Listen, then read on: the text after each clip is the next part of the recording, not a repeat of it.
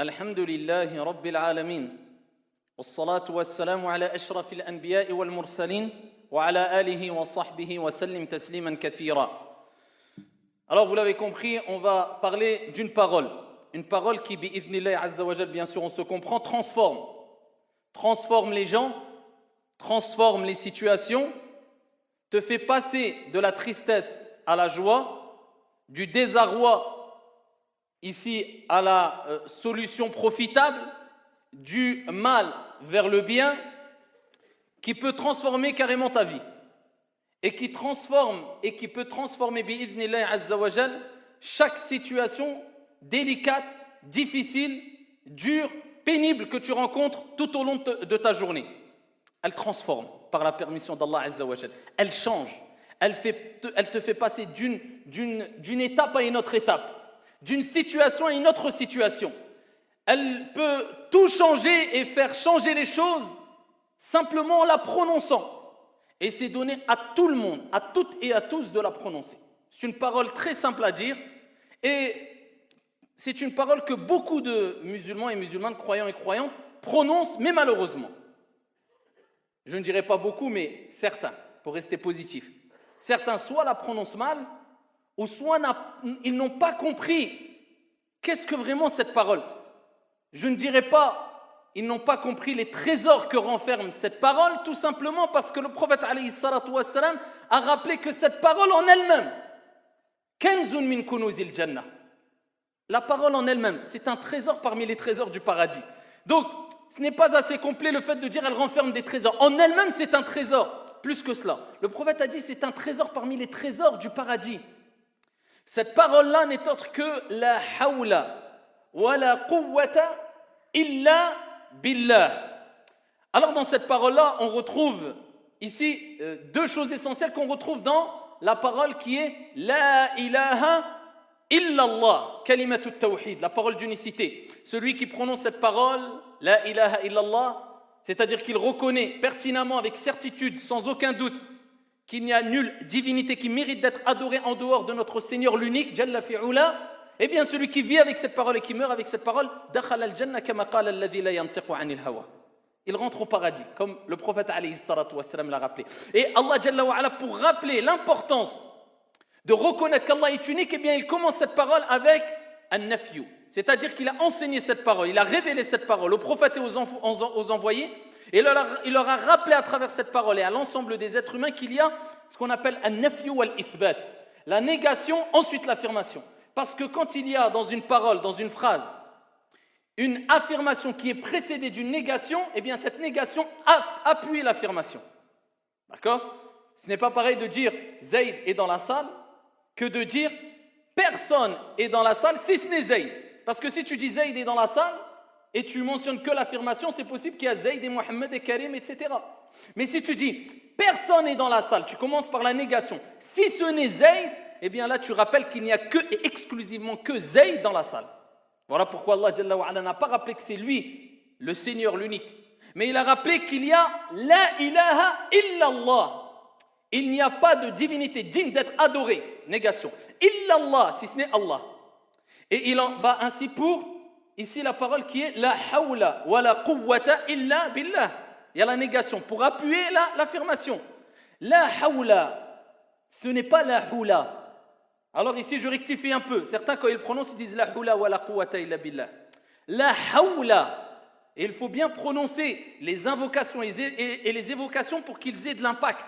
Parce que certaines personnes malheureusement, alors je ne parle pas de ceux qui font le maximum d'efforts et qui n'arrivent pas, ils ont des problèmes de prononciation. Allah Jalla wa ala, sa miséricorde est vaste. Et Allah Jalla wa ala nous dit dans le Coran la yukallifu Allahu nafsan illa wus'aha. Et Allah dit fattaqullah mastata'tum. Allah ne donne pas à une âme une charge au-dessus de sa capacité, tu fais au mieux. Tant que ce n'est pas de la négligence. Et Allah tabaraka wa ta'ala dit craignez Allah autant que vous pouvez. Fais au mieux. On n'est pas des anges ou des gens parfaits ou des... Fais au mieux, mais au moins que ça ne soit pas dû à al-ghafla, à la négligence, l'insouciance.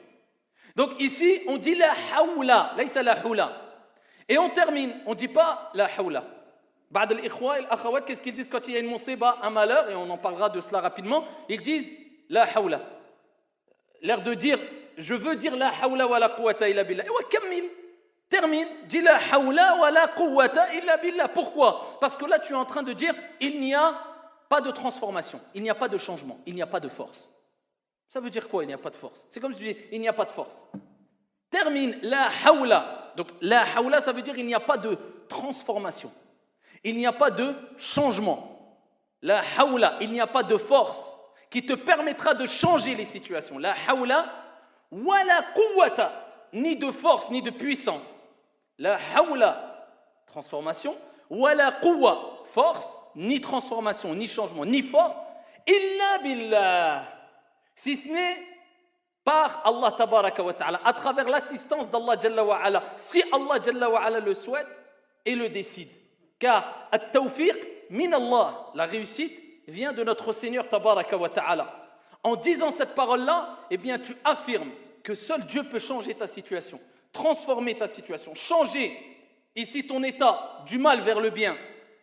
Et tu ne peux utiliser ton corps, tes membres, tes sens, avoir de la force pour ce changement, si ce n'est si Allah tabaraka wa ta'ala te permet cela et transforme ta situation, Jalla fi'ula. La hawla wa la quwwata illa billah.